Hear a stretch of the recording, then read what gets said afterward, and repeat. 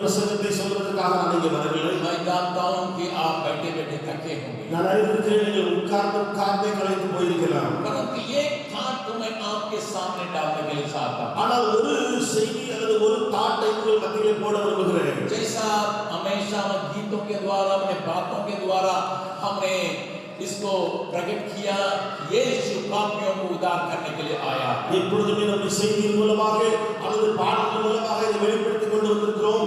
இயேசு கிறிஸ்து பாவிகளை ரட்சிக்கும்படியாக இந்த உலகத்துக்கு வந்தார்.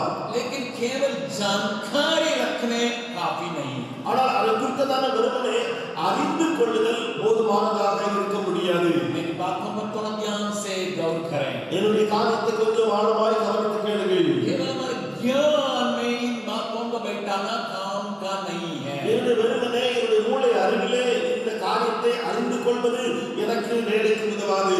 क्योंकि ஏனென்றால் ज्ञान और विश्वास दोनों मिलकर काम करेंगे तबे वो हमारे अंदर असलियत को ला सकता है. அது அறிந்து கொள்ளுதல் அல்லது தெரிந்து கொள்ளுதல் அதுவும் விசுவாசமும் இணைந்து வேலை செய்வதால் அதிலே உண்மையான சத்தியம் வெளிவரும். जरूर हम पियक्कड़ नहीं है, हम यहाँ पर उद्धार पाए हुए हैं. நாம் இங்கே குடிகாரர்கள் அல்ல, எல்லாரும் ரட்சிக்கப்பட்டவர்களாக வந்திருக்கிறோம். अनेक ऐसी कामों को लोग करते हैं जो बाहर उस प्रकार की बातों में शामिल नहीं होने वाले हैं. வெளியிலே பலவிதமான கொண்டாட்டங்களை இந்த நாட்களில் கொண்டாடுகிறார்களே, அப்படிப்பட்ட காரியங்களை நாம் ஒருபோதும் கை கொடுக்கிறது இல்லை. परंतु हमारा एक पाप हमारे जीवन में हो सकता है. ஆனால் ஒருவேளை ஒரு பாவம் நம்முடைய வாழ்க்கையிலே இருந்து விடக்கூடும். उसको हम थोड़ा समय दिखाने के लिए चाहता हूँ. அதை கொஞ்சம் காண்பித்து கொடுக்க விரும்புகிறேன். उसको काम में लाने के लिए हमें क्या करना है उसको बतलाने के लिए चाहता हूँ. அதை இப்பொழுது நமக்கு சொல்லி கையாளுவதற்கு நாம் என்ன செய்ய வேண்டும் என்று சொல்லி மத்தியில் சொல்ல விரும்புகிறேன். रोमियो 14 अध्याय का आखिरी पद का आखिरी भाग. ரோமர் 14வது அதிகாரத்தினுடைய கடைசி வசனத்தினுடைய கடைசி பகுதி. रोमियो 14 अध्याय का 23 पद है, तो उसका आखिरी भाग को हम थोड़ा देखेंगे. ரோமர் 14வது அதிகாரத்தினுடைய 23ஆம் வசனத்தினுடைய கடைசி பகுதியை நாம் கொஞ்சம் பார்க்க போகிறோம். शायद आपसे पूछा जाएगा पाप क्या है. ஒருவேளை உங்களிடத்தில் கேட்கப்பட்டால் பாவம் என்றால் என்ன என்று तुरंत आप ये जवाब देंगे, நீங்கள் உடனே கொடுக்கிற பதில் चोरी करना, திருடுவது, झूठ बोलना, பொய் சொல்லுவது, धोखा देना, ஏமாற்றுவது, किसी को घात करना, யாராவது கொலை செய்து விடுவது, किसी से लूटना, அல்லது கொள்ளையடிப்பது, व्यभिचार करना, விபச்சாரம் செய்வது, या मधुआ करना, அல்லது இச்சைகளுக்கு செய்வது, ये सब पाप है. मुझसे परे रहने के लिए हम सीखे भी हैं. இவைகள் எல்லாம் பாவம் தான். நாம் அவைகளிலிருந்து விலகி இருக்க கற்றுக்கொண்டிருக்கிறோம். बार-बार पहले के प्रेरितों ने इस बात को लोगों को लिखा था. நம்ம திரும்ப திரும்ப முதலாவது வாழ்ந்த அப்போஸ்தலர்கள் இந்த காரியத்தை அடிக்கடி ஞாபகப்படுத்தி எழுதியிருக்கிறார்கள். कुछ भी कलीसिया को वे लिखेंगे वो इस बात को याद करते थे. எந்த சபையினருக்கு அவர்கள் நிருபம் எழுதினாலும் அவர்களை ஞாபகப்படுத்துவார்கள். एक तो बात को मैं दिखाने के लिए चाहता हूँ, फिर इस वचन में आने के लिए चाहता हूँ. ஒன்று காரியங்களை நான் காண்பித்துக் கொடுத்துவிட்டு திரும்ப இந்த வசனத்துக்கு நேராக வருகிறேன். कोलोसियों की 3 अध्याय, கொலோசியர் 3வது அதிகாரம் 7 पद से लेकर 10वां पद तक पढ़ेंगे. 7ஆம் வசனத்திலிருந்து 10ஆம் வசனம் வரைக்கும் நாம் வாசிக்கலாம். 7 से लेकर 10 तक. 7 இருந்து 10 வரைக்கும். कोलोसियों की पत्री उसका 3 अध्याय 7 से लेकर 10 तक. கொலோசியர் 3வது அதிகாரம் 7ஆம் வசனத்திலிருந்து 10ஆம் வசனம் வரைக்கும். तुम भी जब इन बुराइयों में जीवन बिताते थे तो इन्हीं के अनुसार चलते थे. நீங்களும் முற்காலத்தில் அவர்களுக்குள்ளே சஞ்சரித்த போது அவைகளை செய்து கொண்டு வந்தீர்கள். पर अब तुम भी इन सब बातों को अर्थात क्रोध, रोष, बैरबाद, निंदा और मुंह से गालियां बकने, ये सब बातें छोड़ दी है. இப்பொழுதோ கோபமும் மூர்க்கமும் பொறாமை உங்கள் வாயில் பிறக்கலாகாத தூஷணமும் வம்பு வார்த்தைகளுமாகிய இவைகளை எல்லாம் விட்டு விடுங்கள். एक दूसरे से झूठ मत बोलो, ஒருவருக்கு ஒருவர் பொய் சொல்லாதீர்கள். क्योंकि तुमने पुराने मनुष्यत्व को उसके कामों समेत उतार डाला है. ஏனென்றால் பழைய மனுஷனையும் அவன் செய்கைகளையும் நீங்கள் களைந்து போட்டிருக்கிறீர்கள். एक उदाहरण मिसाल में मैं इस वचन को आपके सामने रखा நான் ஒரு காட்சியாக சுருக்கமாக இந்த வசனத்தை எடுத்துக்கொண்டு வந்தேன். क्योंकि हम प्रभु यीशु मसीह में नवीनीकरण में चले आते हैं ஆனால் இயேசுவுக்குள்ளே புதிதாக்குதலுக்குள்ளே நாம் வருகிற போது परंतु इसके बाद भी ஆனால் அப்படி இருந்த பின்பும் கூட उस अभी रोमियो का 14 अध्याय का आखिरी बात को देखेंगे இப்பொழுது ரோமர் 14 அதனுடைய 23ஆம் வசனத்தின் கடைசியை பார்க்கலாம். एक और पाप है இன்னொரு பாவம் இருக்கிறது जिससे भी छुड़ाने के लिए प्रभु यीशु आया है आप इस पर क्या ध्यान दें நீங்கள் இதிலே கொஞ்சம் கவனத்தோடு பாருங்கள். அதிலிருந்து விடுவிக்க இயேசு கிறிஸ்து உலகத்திலே வந்தார். जो कुछ विश्वास से नहीं है वो पाप है விசுவாசத்தினாலே வராத யாவும் பாவமே. बोलिए मां மறந்து போக வேண்டாம். अभी मैं क्रिसमस की घटनाओं से मैं थोड़ा उसको मिला के दिखाने के लिए चाहूंगा நான் இப்பொழுது கிறிஸ்துமஸுடைய அந்த நிகழ்வுகளில் இருந்து இதை கொஞ்சம் சந்தித்து நான் பேச விரும்புகிறேன். मत्ती रचित सुसमाचार उसका पहला अध्याय மத்தேயு எழுதின சுவிசேஷம் 1வது அதிகாரம். हम यूसुफ के बारे में जानते हैं யோசேப்பு குறித்து நாம் அறிந்திருக்கிறோம். धर्मी करके बाइबल बतलाती है வேதம் சொல்கிறது அவர் நீதிமான் என்று சொல்லி वो धर्मी होने के चलते उसके अंदर एक बहुत बड़ा गुण पाया जाता है उसको बाइबल बतलाती है அவர் நீதிமானாக இருந்ததனாலே அவனுக்குள்ள ஒரு பெரிய குணாதிசயம் காணப்பட்டது. அதை குறித்து வேதம் நமக்கு சொல்கிறது. मत्ती रचित सुसमाचार पहला अध्याय का 18-19 पद को देखिएगा மத்தேயு எழுதின சுவிசேஷம் 1வது அதிகாரம் 18-19 வசனத்தை பாருங்கள். यीशु मसीह का जन्म इस प्रकार से हुआ कि जब उसकी माता मरियम की मंगनी यूसुफ के साथ हो गई तो उनके इकट्ठा होने से पहले ही वो पवित्र आत्मा की ओर से गर्भवती पाई गई இயேசு கிறிஸ்துவின் ஜனனத்தின் விவரமாவது அவருடைய தாயாகிய மரியாள் யோசேப்புக்கு நியமிக்கப்பட்டிருக்கையில் அவர்கள் கூடி வரும் முன்னே அவள் பரிசுத்த ஆவியினாலே கர்ப்பவதியானாள் என்று காணப்பட்டது. 19 पद में पाया गया है उसके पति यूसुफ ने जो धर्मी था अब उसे बदनाम करना नहीं चाहता था उसे चुपके से त्याग देने का विचार किया அவள் புருஷனாகிய யோசேப்பு நீதிமானாய் இருந்து அவளை அவமானப்படுத்த மனதில்லாமல் ரகசியமாய் அவளை தள்ளிவிட யோசனையாய் இருந்தார். मैंने आपसे कहा था ज्ञान अगर अधूरा रहेगा तो विश्वास वहां कार्य नहीं कर पाता है. நான் சொன்னேன் அந்த அறிவு குறைவுள்ளதாக இருக்கும் பொழுது விசுவாசம் அங்கே கிரியை செய்ய முடியாது. यूसुफ को अभी जानकारी मिली है யோசேப்புக்கு இப்பொழுது காரியம் தெரிந்திருக்கிறது. उसके लिए ठहरी हुई उसके साथ मंगनी जिसको हो गया उस लड़की अभी गर्भवती है. யோசேப்புக்கு நியமிக்கப்பட்டிருந்த அதாவது அவர்கள் யோசேப்புக்கு குறிக்கப்பட்டிருந்த அந்த பெண் இப்பொழுது கர்ப்பவதியாக இருக்கிறாள். ध्यान से सुनिएगा நன்றாக கவனித்து பாருங்கள். उसके मन में एक बहुत बड़ा प्रश्न अभी मनुष्य होने के चलते निकल रहा அவன் மனிதனாய் இருக்கிறதுனாலே அவனுடைய உள்ளத்திலிருந்து ஒரு பெரிய கேள்வி வந்து இப்பொழுது எழுகிறது. हम अभी दोनों साथ नहीं आए तो इसको बच्चा कैसा पेट में आया இப்பொழுது நாங்கள் ரெண்டு பேரும் கூடி வரவில்லையே அப்பொழுது இவனுடைய கர்ப்பத்திலே அந்த பிள்ளை தோன்றினது எப்படி? ये सहज है இது ஒரு சாதாரணமாய் எண்ணக்கூடியது. ये स्वाभाविक है இது சுபாவமாய் எல்லாரும் யோசிக்கக்கூடியது.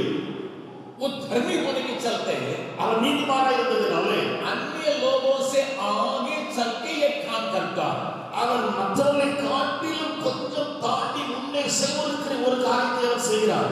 क्योंकि वो वचन को जानता है. ஏனென்றால் வசனத்தை அறிந்து வைத்திருக்கிற ஒரு நபர். उन दिनों में मूसा की किताब की बातें हरेक समय हरेक हफ्ता वहां प्रार्थना घर में सुनाया जाता था. அந்த நாட்களிலே மோசேயுடைய நியாயப்பிரமாண புத்தகத்தினுடைய காரியங்கள் ஒவ்வொரு ஆராதனை கூட்டத்திலேயும் வாசிக்கப்பட்டு வந்தன. वहां पर बाइबल साफ बतलाती है அந்த வேதம் தெளிவாய் சொல்கிறது. उसका वरन उसका 24वां अध्याय உபாகமம் 24வது அதிகாரத்திலே पहला पद को देखिएगा. 1ஆம் வசனத்தை பார்க்கும்போது पहला पद को देखिएगा 1ஆம் வசனத்தை நீங்கள் பாருங்கள். 24 अध्याय 24:1 24ஆம் அதிகாரத்தினுடைய 1ஆம் வசனம். वहां पर वो अपना हक को भी जानता है. அவன் தன்னுடைய உரிமையையும் இங்கே அவர் அறிந்து வைத்திருக்கிறார். क्योंकि यहाँ क्या लिखा है, இருந்தால் இங்கே என்ன எழுதியிருக்கிறது, यदि कोई पुरुष किसी स्त्री से विवाह कर ले और उसके बाद उसे कुछ लज्जा की बात पाकर उसे अप्रसन्न हो तो वो उसके लिए त्याग पत्र लिखकर और उसके हाथ में देकर उसको अपने घर से निकाल दे. ஒருவர் ஒரு ஸ்திரியை விவாகம் பண்ணிக்கொண்ட பின்பு அவனிடத்தில் லட்சையான காரியத்தை கண்டு அவள் மேல் பிரியமற்றவனானால் அவன் தள்ளுதல் என் சீட்டை எழுதி அவள் கையில கொடுத்து அவளை தன் வீட்டிலிருந்து அனுப்பிவிடலாம். अपना अधिकार को जानता है, தன்னுடைய அதிகாரத்தை அவன் அறிந்திருக்கிறான். अभी जो बातें बनी है उसको भी जान रहा है. இப்பொழுது காரியம் ஒன்று உருவாகி இருக்கிறது, அதையும் யோசிப்பு அறிந்திருக்கிறார். अगर केवल इसके दोनों में वो काम करना चाहेगा, ஒருவேளை இந்த ரெண்டையும் வைத்து அவன் வேலை செய்ய தொடங்கிவிட்டால் सारे समाज के पास उसको ले जाकर उसका अपमानित कर सकता है. முழு சமுதாயத்தினிடத்திலையும் கிராமத்தினிடத்திலையும் அவளை அப்படியே கூட்டிக் கொண்டு வந்து அவமானப்படுத்த முடியும். लेकिन धर्मी जन ஆனால் நீதிமானாக இருக்கிறார். उसकी जानकारी में लड़की की गलती हुई है, அவனுடைய அறிந்து கொள்ளும்படி அந்த பெண்ணிலே தவறு நடந்திருக்கிறது. अधूरा ज्ञान सस्पिशन को हमेशा पैदा करता है. பாதி அல்லது குறைவுள்ள அறிவு ஒரு சந்தேகத்தை தான் நமக்குள்ளே தோன்றச் செய்யும். जानकारी है அறிவு இருக்கிறது, परंतु पूरा जानकारी नहीं. ஆனால் முழுவதும் அறிந்து கொள்ளக்கூடிய காரியம் இல்லை. ऐसा करके भी उसको मालूम नहीं. यही जानकारी, आधा जानकारी, பாதி அறிவு அவ்வளவுதான் நமக்கு தெரியும், மீதி தெரியாது. जहां जानकारी अधूरा है वहां डाउट, संदेह पैदा होने के लिए जगह बनता है. அறிவு எங்கே குறைவுள்ளதாக இருக்கிறதோ அங்கே சந்தேகமோ அல்லது டவுட்டோ உருவாவதற்கு வாய்ப்பு உண்டு. मैं आपसे एक शिक्षा को यहाँ बतलाने के सबक को बतलाने की चाहता हूँ. நான் இங்கே ஒரு படிப்பினையை உங்களுக்கு கற்றுக் கொடுக்க விரும்புகிறேன். कभी भी किसी बात में आप निर्णय न लें जब तक आपको पूरी बातें नहीं मालूम हो. எந்த ஒரு விஷயத்தை முழுவதும் தெரிந்து கொள்ளாமல் அறிந்து கொள்ளாமல் தீர்மானிக்காதீர்கள். बहुत लोगों के जीवन में ये बात उनको सत्यानाश कर देता. அநேக வாழ்க்கையிலே இந்த காரியம் அவர்களை முழுவதும் கெடுத்து அழித்திருக்கிறது. अधूरा ज्ञान रखते ही किसी बात के निर्णय मत लीजिए. குறைவான அறிவு வைத்துக் கொண்டு நீங்கள் எந்த காரியத்திலையும் தீர்மானம் எடுக்காதீர்கள். क्योंकि वो कहां पर ले जाता है, இதனால் எங்கே கொண்டு போய் முடிக்கும்? जरूर यूसुफ धर्मी जन है, உண்மைதான் யோசிப்பு நீதிமான் தான்.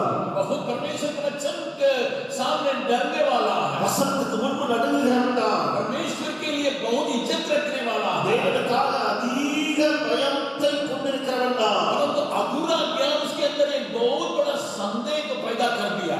ஆனால் குறைவுள்ள அறிவு அவனுக்குள்ள ஒரு பெரிய சந்தேகத்தை உருவாக்கிவிட்டது. प्रभु के नाम की स्तुति महिमा हो. தேவ நாமத்துக்கு மகிமை உண்டாவதாக. अभी यूसुफ का गद्दार विश्वास, இப்பொழுது யோசிப்புக்கு விசுவாசம் என்று தேவை. इस बात को विश्वास कर सकता है எந்த காரியத்தின் மேல் அவர் விசுவாசிக்க வேண்டும்? क्योंकि वो यशायाह नबी की किताब की बातों को भी जानता था. ஏனென்றால் ஏசாயா தீர்க்கதரிசியின் புத்தகத்தை அறிந்து வைத்திருக்கிறவன். एक कुंवारी एक जन्म देगी, ஒரு கன்னிகை கர்ப்பவதியாவாள். मसीह आ सकता है. மசீயாக இருந்து வருவாள். ये जानकारी थी, இந்த புத்தகத்தில் அறிந்திருந்தது. परंतु इन दोनों बातों को जोड़ नहीं पाता. ஆனால் இந்த ரெண்டு காரியங்களையும் இணைக்க முடியாமல் இருக்கிறார் அவள். लेकिन मैं प्रभु का धन्यवाद देता हूँ, ஆனால் நான் உங்களுக்கு நன்றி சொல்கிறேன். प्रभु ने उसको स्वप्न के द्वारा सिखाया, दिखाया कि उसकी सोच गलत है. தேவனாகிய சொப்பனத்தின் மூலமாய் அவனுக்கு காண்பித்தார், கற்றுக் கொடுத்தார் அவனுடைய எண்ணம் தவறு என்று சொல்லி.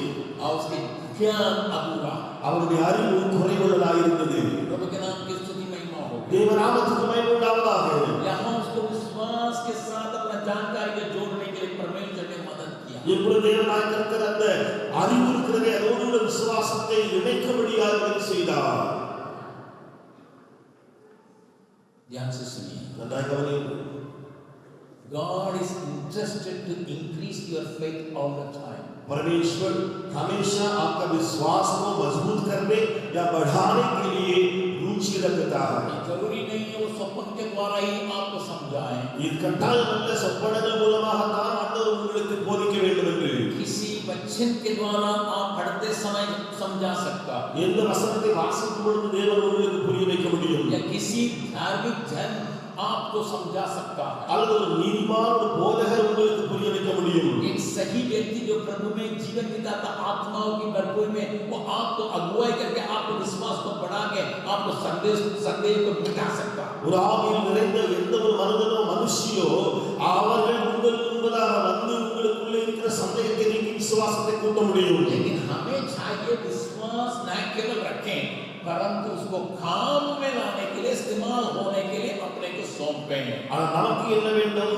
விசுவாசத்தை நாம் வெறுமனே வைத்துக் கொள்வது மாத்திரமல்ல, அதனை கிரியை கொண்டு வந்து தேவ சமூகத்தில் நம்ம ஒப்புக் கொடுக்க வேண்டும். दोनों बातें मिल जाता है। இந்த ரெண்டு விஷயம் இணைகிற வேளையிலே वहाँ दुनिया के लिए एक लाभ मिलता, पूरा दुनिया खुशी मनाने के लिए यीशु जन्मा है। அப்பொழுது முழு உலகத்தாருக்கு ஒரு பெரிய நன்மை பிறக்கிறது. முழு உலகமும் சந்தோஷத்தை கொண்டாடக்கூடிய ஒரு சூழ்நிலை உருவாகிறது. मत्ती सुसमाचार दूसरा अध्याय में भी एक बात को मैं दिखाऊंगा। மத்தேயு எழுதின சுவிசேஷம் 2வது அதிகாரத்தில் ஒரு காரியத்தை நான் காண்பிப்பேன். यहाँ पंडितों के बारे में लिखा है। இங்கே சாஸ்திரிகளை குறித்து எழுதப்பட்டிருக்கிறது. उनको तारा देखने से पता लग गया एक राजा पैदा हुआ। அவர்கள் நட்சத்திரத்தை பார்த்தவுடனே அவர்களுக்கு தெரிய வந்துவிட்டது ராஜா பிறந்திருக்கிறார். यहूदियों के लिए एक राजा पैदा हुआ, யூதர்களுக்கு சொல்லி ராஜா பிறந்திருக்கிறார். उसी का ये तारा है। அதற்குத்தான நட்சத்திரம் தான் இது. उनका इंटेलिजेंस इतना तेज था वो पहचान लिए। அவருடைய அறிவு அல்லது இன்டெலிஜென்ஸ் அவ்வளவு கூர்மையா இருந்ததனால அறிந்து கொண்டிருந்தார்கள். लेकिन अभी भी ये अधूरा है। ஆனால் இப்பொழுதும் அதில் குறைவுள்ளது. मैं आपसे कहने के लिए चाहता हूँ, நான் உங்களுக்கு சொல்ல விரும்புகிறேன். तारा को देख के इस्राएल में एक राजा पैदा हुआ करके जानकारी रखने का इतना ज्ञान रहा। அவருக்கு अவ்வளவு அறிவு இருந்தது. இந்த நட்சத்திரத்தை பார்த்து இஸ்ரவேலில் ஒரு ராஜா பிறந்திருக்கிறார் என்று சொல்லக்கூடிய அறிவு. परंतु ஆனால் कहाँ पर होगा ना, எங்கே பிறப்பார் என்று அவங்களுக்கு தெரியவில்லை. इसको हम दूसरा अध्याय में पढ़ते हैं। இதை நாம் 2வது அதிகாரத்தில் வாசிக்கிறோம். उनको मालूम नहीं है कहाँ पर पैदा हुआ। அவங்களுக்கு தெரியாது எங்கே பிறந்திருக்கிறார் என்று சொல்லி. इस्राएल में पैदा हुआ। இஸ்ரவேலில் பிறந்திருக்கிறார். वे लोग अपना बुद्धि को ही यहाँ इस्तेमाल कर रहे हैं। அவர்கள் தங்களுடைய அறிவை தான் ஞானத்தை தான் இங்கே பயன்படுத்துகிறார்கள். राजा पैदा होगा तो पैलेस में या राजमहल में पैदा होगा। ராஜா பிறந்திருப்பார் என்று சொன்னால் அரண்மனையிலே பெரிய இடத்துல பிறந்திருப்பார். इसलिए हेरोदेस के पास गए। ஆகையினால ஏரோது இடத்துல போனார்கள். वहां ही उनको दूसरों के द्वारा जानकारी मिली, केवल जानकारी मिली, बेथलेहम में पैदा होगा। அங்கே போன பின்புதான் பிறர் மூலமாய் அவர்களுக்கு ஒரு காரியம் தெரியப்படுகிறது, என்ன பெத்லகேமிலே பிறப்பார் என்று சொல்லி. अभी ये भी अधूरा है। இதுவும் கூட குறைவுள்ளதே. अपने ज्ञान से कुछ प्राप्त कर लिए, தன்னுடைய அறிவினாலே ஒன்றை பெற்றுவிட்டார்கள். औरों के जानकारी से कुछ प्राप्त कर लिए, மற்றவர்கள் சொல்லுகிற அந்த காரியத்தை இன்னமும் பெற்றுக் கொண்டார்கள். लेकिन रास्ता मालूम नहीं। ஆனால் இப்பொழுது வழி தெரியவில்லை. और यहाँ ये दोनों मिल सकता है कि हमारे लिए जो प्रगटीकरण है और ये दूसरों के द्वारा जो प्रगटीकरण है, दोनों मेल खा सकता है, मालूम नहीं। அங்கே மேலிருந்து எனக்கு வெளிப்படுத்தப்பட்ட நேரடியான காரியம், மற்றவர்கள் மூலமாய் வெளிப்படுத்தப்பட்ட காரியம் ரெண்டும் ஒத்துமா போல் இருக்கிறதா அதுவும் தெரியாது. Again God came into the help. परमेश्वर मदद में आता है। திரும்ப தேவனே உதவி செய்யும்படியாக கடந்து வருகிறார். उस तारा फिर चले आता है, அந்த நட்சத்திரம் திரும்ப அங்கே வருகிறது. लेकिन चले आता है। அது வருகிறது மாத்திரமல்ல, बाइबल बतलाती है, வேதம் சொல்கிறது. पढ़िएगा 9वां पद को, मत्ती 2:9 को। மத்தேயு 2:9 வாசியுங்கள். एक सुंदर बात प्रभु उनको करता है। ஒரு அருமையான காரியத்தை தேவனாய் கர்த்தர் இங்கே செய்கிறார். राजा की बात सुनकर चले गए और जो तारा उन्होंने पूर्व में देखा था वो उनके आगे आगे चला और जहां बालक था उस जगह के ऊपर पहुंचकर हो गया। ராஜா சொன்னதை அவர்கள் கேட்டு போகையில் இதோ அவர் கிழக்கிலே கண்ட நட்சத்திரம் பிள்ளை இருந்த ஸ்தலத்துக்கு மேல் வந்து நிற்கும் வரைக்கும் அவர்களுக்கு முன் சென்றது. मैं आपसे कहने के लिए चाहता हूं, நான் உங்களுக்கு சொல்ல விரும்புகிறேன், यूसुफ का विश्वास की परमेश्वर की तरफ से ही दिया गया है। யோசேப்புக்குள்ள விசுவாசம் தேவனிடத்திலிருந்தே கொடுக்கப்பட்ட விசுவாசம். वैसे ही इनको भी परमेश्वर से ही विश्वास दिलाया जा रहा है। அப்படி இவர்களுக்கு கூட தேவனிடத்திலிருந்தே விசுவாசம் கொடுக்கப்பட்டு கொண்டிருக்கிறது. प्रभु कितना भला है, தேவன் எவ்வளவு நல்லவர் பாருங்கள். आपके विश्वास की गड्डी आपको गलत रास्ता में ले जा सकता। உங்களுடைய விசுவாசத்தினுடைய குறைவு உங்களை தவறான வழியாய் நடத்தக்கூடும். केवल जानकारी रखना, அறிவு மற்றும் பெறுகிறது மாத்திரமல்ல, वचन से साबुत भी हो गया, வசனத்தினாலே தெளிவுபடுத்தப்பட்டிருக்கிறது. परंतु विश्वास को पूरा करने के लिए परमेश्वर मदद करता। बाइबल बतलाती है परमेश्वर हमारे विश्वास को पूर्ण करने वाला है। விசுவாசத்தின் மூலமாகவே காரியம் நிறைவேறுகிறது. வேதம் சொல்கிறது விசுவாசத்தை முடிக்கிறவரும் அவரே. एक वचन को पढ़िए मालूम होगा, ஒரு வசனத்தை வாசிக்கும் பொழுது நமக்கு தெரிய வரும். इब्रानियों की पत्री 12वां अध्याय, இப்ரேயர் 12வது அதிகாரத்தில் वहां पर सफाई से दूसरा पद में पढ़ते हैं, आगे तेलीवाय तमिल में पहला पद में தமிழிலே முதலாவது வசனத்தை நாம் வாசிக்கிறோம். क्या लिखा है? அது எழுதப்பட்டிருக்கிறது, हमारा विश्वास को शुरू करने वाला, हमारा विश्वास को पूरा करने वाला प्रभु है।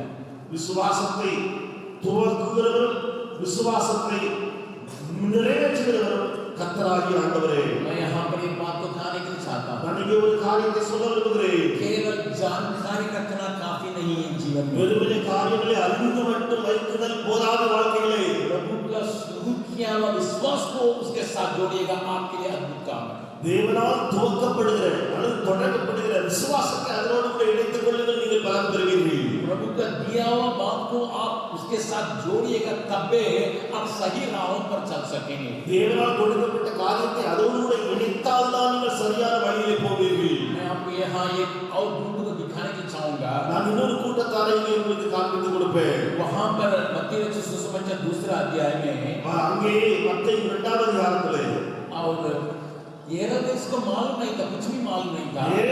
ஏரோதுக்கு ஒன்றுமே தெரியாமல் இருந்திருந்தான். उसने याजकों को बुलाया, महायाजक को बुलाया। அவன் ஆசாரியர்களும் பிரதான ஆசாரியர்களையும் அழைப்பித்திருந்தான். 4 पद में लिखा है, 4ஆம் வசனத்தில் எழுதப்பட்டிருக்கிறது. यहाँ पर 4 पद में वो पूछता है, அவன் 4ஆம் வசனத்தில் கேட்கிறான்.